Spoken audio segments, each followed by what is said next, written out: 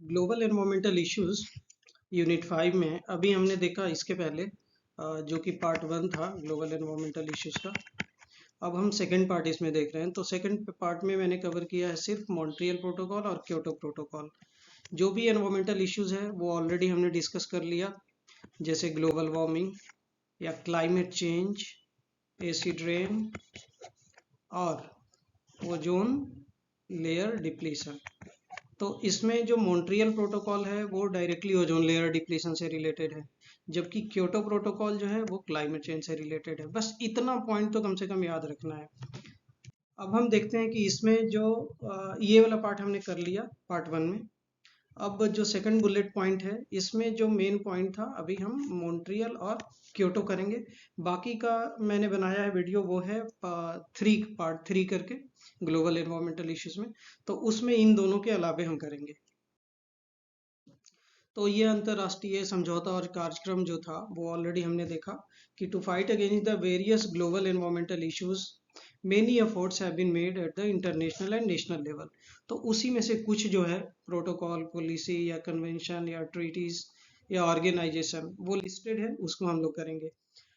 इस वीडियो में सिर्फ हम मॉन्ट्रियल और क्योटो प्रोटोकॉल करेंगे, और बाकी के जो हैं सेवन जो इश्यूज है या जो भी पॉलिसी या एग्रीमेंट है उसको हम नेक्स्ट वीडियो में करेंगे। तो मॉन्ट्रियल प्रोटोकॉल क्या है इसके बारे में थोड़ा देखते हैं कि जैसे हमने पढ़ा था कि ओजोन लेयर डिप्लीशन, तो वो क्या था। तो ozone layer is present in the stratosphere, already हमने पार्ट 1 में किया था, तो ये हमने कर रखा है। और ओजोन लेयर का मेन काम है to protect us from the harmful effect of ultraviolet radiation. तो decline in the spring time ozone layer thickness in the stratosphere is known as ozone depletion. और इसमें हम बात कर रहे हैं मॉन्ट्रियल प्रोटोकॉल की। तो मॉन्ट्रियल प्रोटोकॉल क्या है कि इट्स एन इंटरनेशनल एग्रीमेंट।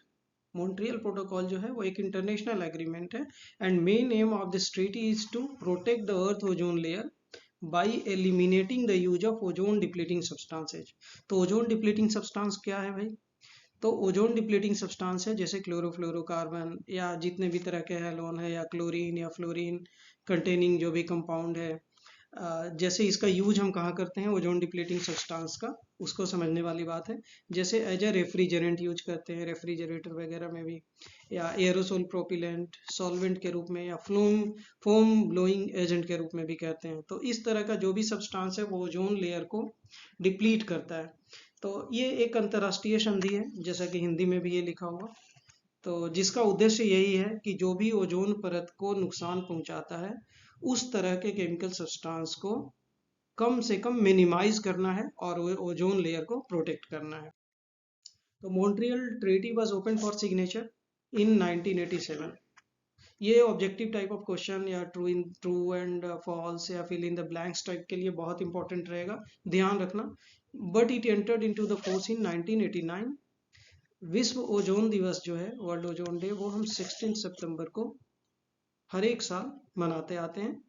और जो थीम है 2024 का वो है Montreal protocol advancing climate action. Montreal protocol में समय के साथ साथ कई चेंजेज हुए, कई अमेंडमेंट हुआ, वो चेंजेज अमेंडमेंट कहलाएगा। जैसे 87 के बाद लंदन में, या फिर कोपेनहेगन या वियना 95, इस तरह से चेंजेज हुआ जरूरत के हिसाब से। और उसके बाद इस एग्रीमेंट के फलस्वरूप, यही एक ऐसा एग्रीमेंट है मॉन्ट्रियल प्रोटोकॉल कि as a result of this international agreement the ozone hole over Antarctica is slowly recovering. धीरे धीरे ये रिकवर कर रहा है, जो जितना बड़ा होल था वो धीरे धीरे कमता जा रहा है, थिकनेस जो है वो बढ़ता जा रहा है। और ये भी प्रिडिक्ट किया गया है, ये भी साइंटिफिक एविडेंस मतलब डेटा से इन्होंने अनुमान लगाया है कि अराउंड बाय 2040 या बाय 2066 अंटार्कटिका के ओवर कंप्लीट रिकवरी हो जाएगा। तो इस तरह का जो है वो अनुमान है। मॉन्ट्रियल प्रोटोकॉल में बस इतना ही काफ़ी था, AEC EVS के लिए काफ़ी है ये। इससे ज़्यादा डिटेल क्वेश्चन में आएगा भी नहीं और ना लिखने की ज़रूरत है। तो अब हम बात करेंगे क्योटो प्रोटोकॉल। तो क्योटो प्रोटोकॉल जो है, जैसा कि अभी हमने देखा कि मॉन्ट्रियल प्रोटोकॉल 1987 में अडॉप्ट किया गया था, लेकिन ये 1997 में। लेकिन it came into force in 2005। ये क्योटो प्रोटोकॉल की बात है जो कि क्लाइमेट चेंज से रिलेटेड है। क्योटो प्रोटोकॉल में पहले तो 6 ही था, 6 गैसेस थे, ग्रीन हाउस गैसेस को शामिल किया गया था, लेकिन एक 7th जो कि नाइट्रोजन ट्राईफ्लोराइड भी है, इसमें तुम्हारे लिए जो AEC वाले जो हैं उनके लिए सिर्फ CO2, मीथेन, नाइट्रस ऑक्साइड या HFC भी याद रखेंगे तो काम चलेगा। तो क्योटो प्रोटोकॉल में जो फर्स्ट कमिटमेंट पीरियड था, वो जो मेन प्रोविजन था वो ये था कि under this protocol the developed country has to reduce their overall green house gas emission to a level of at least 5%, कम से कम 5% तक उनको कम करना था, from their 90 levels by its first commitment period. तो जो पहला फर्स्ट कमिटमेंट पीरियड था, जो फर्स्ट कमिटमेंट पीरियड 2008 टू 2012 के बीच में, जो ये 5 ईयर का था टाइम, इसमें इनको 5% तक अपना इमिशन जो है वो रिड्यूस करना था। 1990 के स्तर से कम 5% तक कम करना था। तो ये फर्स्ट कमिटमेंट पीरियड था 2008 टू 2012। इसमें से ये पूरा का पूरा टारगेट हर एक कंट्री के लिए तो अचीव नहीं हुआ, लेकिन उसके बाद टाइम भी पूरा हो गया, तो इस टाइम को भी एक्सटेंड किया गया नेक्स्ट जो क्योटो प्रोटोकॉल के अंदर ही जो भी कॉन्फ्रेंस ऑफ पार्टी की मीटिंग हुई तो उसमें, तो दोहा में ये किया गया कि in 2012 a certain amendment was made to extend the emission reduction period of Kyoto Protocol, and the second commitment period was started in 2013 from 2013 to 2020। दूसरा जो कमिटमेंट पीरियड था वो एक्सटेंड करके 2020 किया गया, और इसमें ये था कि during the second commitment period parties committed to reduce overall green house gases emission by at least 18%। अब वहाँ पे फर्स्ट कमिटमेंट पीरियड में सिर्फ 5% था, लेकिन यहाँ पे एक्सटेंड करके इसको 18% कर दिया गया, लेकिन जो लेवल था, जो बेस ईयर था, वो 1990 ही रहा। इसमें यही था कि दूसरी जो प्रतिबद्धता अवधि जो थी, उसमें जो दोनों पक्ष थे या जितने भी कंट्री थे आपस में सहमति बनी, और उसको कम से कम 18% तक कम करने का टारगेट था। इसमें जो और भी चीज़ें हैं, हालांकि इतना ज़्यादा ज़रूरी तो है नहीं यूजी लेवल के लिए, लेकिन फिर भी हम समझ लेते हैं थोड़ा सा। इसके बारे में डिटेल जो है वो आगे भी मैं बताऊंगा। तो प्रोटोकॉल जो है वो this protocol has developed 3 market based mechanism. ये क्योटो प्रोटोकॉल के अंदर की पॉलिसी थी कि इसमें 3 मार्केट बेस्ड मैकेनिज्म डेवलप किया गया। तो पहला जो था वो था इमिशन ट्रेडिंग, दूसरा क्लीन डेवलपमेंट मैकेनिज्म, और तीसरा जो है वो ज्वाइंट इम्प्लीमेंटेशन। तो इस तरह का जो है वो 3 व्यापार के रूप में जो है मेथड डेवलप किया गया। ये मेथड क्या है थोड़ा सा हम देख लेते हैं आगे। तो इमिशन ट्रेडिंग में क्या था, जो पहला मेथड है वो इमिशन ट्रेडिंग का, कि this mechanism allow developed country, जो डेवलप्ड कंट्री थे, जो डेवलप्ड हैं already, to trade emission allowance, उसको हम AAU भी कहते हैं, विथ ईच अदर। मतलब एक डेवलप्ड कंट्री दूसरे डेवलप्ड कंट्री के साथ या डेवलपिंग कंट्री के साथ जो है इमिशन ट्रेडिंग कर सकता है, दूसरे के साथ व्यापार कर सकता है। क्लीन डेवलपमेंट मैकेनिज्म के अंदर क्या था कि developed country could invest in A project that reduce green house gas emission in developing country.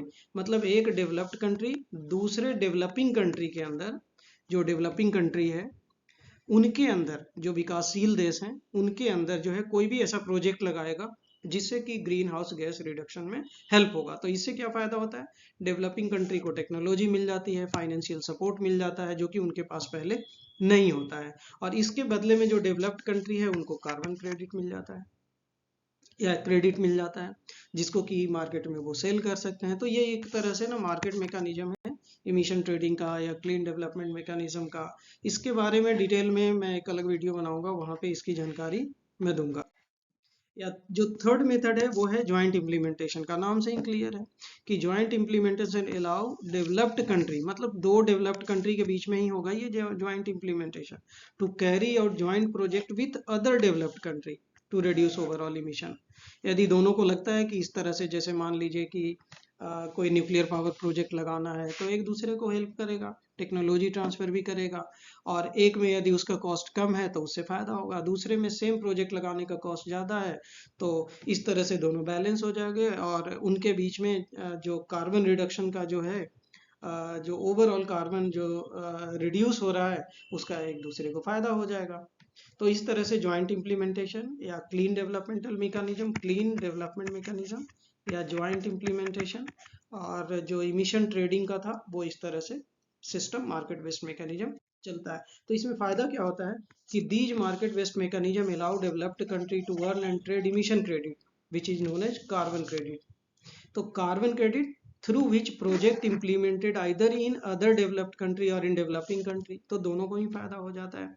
Carbon credit का प्राइस होता है, और ये कार्बन का क्रेडिट जो है जब इनकी मीटिंग होती है तो वहाँ पे सेल कर सकते हैं। ये एक तरह से सर्टिफाइड इमिशन, एक तरह का सर्टिफिकेट होता है कि आप इतना टन जो है वो कार्बन डाइऑक्साइड इमिट कर सकते हैं, तो एक दूसरे को सेल करता है।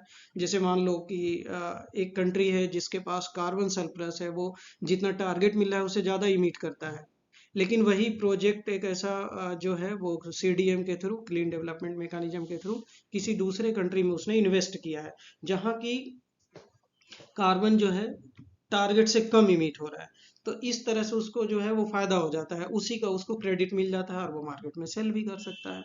हालांकि बहुत आसान है लेकिन काफ़ी कॉम्प्लिकेटेड और बड़ा सा मैकेनिज्म है। तो all this things is beyond your scope of the syllabus, लेकिन बाद में हम इसको देखेंगे। उस अब क्या होता है, जैसे अभी कार्बन क्रेडिट की बात जब हम कर रहे थे कि कार्बन क्रेडिट क्या है, तो कार्बन क्रेडिट में हम देखेंगे इसको कार्बन ऑफसेट प्रोग्राम भी कहते हैं, कार्बन ऑफसेट भी कहते हैं। तो carbon credit is are a permit या offset are permit that allow the owner to emit a certain amount of carbon dioxide और अदर ग्रीन हाउस गैसेस। तो एक तरह से कार्बन क्रेडिट का मतलब है कि मेरे पास क्रेडिट है और मैं इतना अमाउंट ऑफ कार्बन डाइऑक्साइड जो है वो इमिट कर सकता हूँ। यदि मेरे पास कम है तो मैं इमिट कर सकता हूँ, किसी के पास एक्सेस है तो वो किसी से खरीद सकता है उसके बदले में। तो 1 carbon credit permit the emission of 1 ton of carbon dioxide और equivalent in other green house gases. तो करीब करीब 1 टन के इक्विवेलेंट होता है 1 कार्बन क्रेडिट। तो यही कार्बन क्रेडिट था, और ओवरऑल जो क्योटो प्रोटोकॉल और हमने मॉन्ट्रियल प्रोटोकॉल में देखा।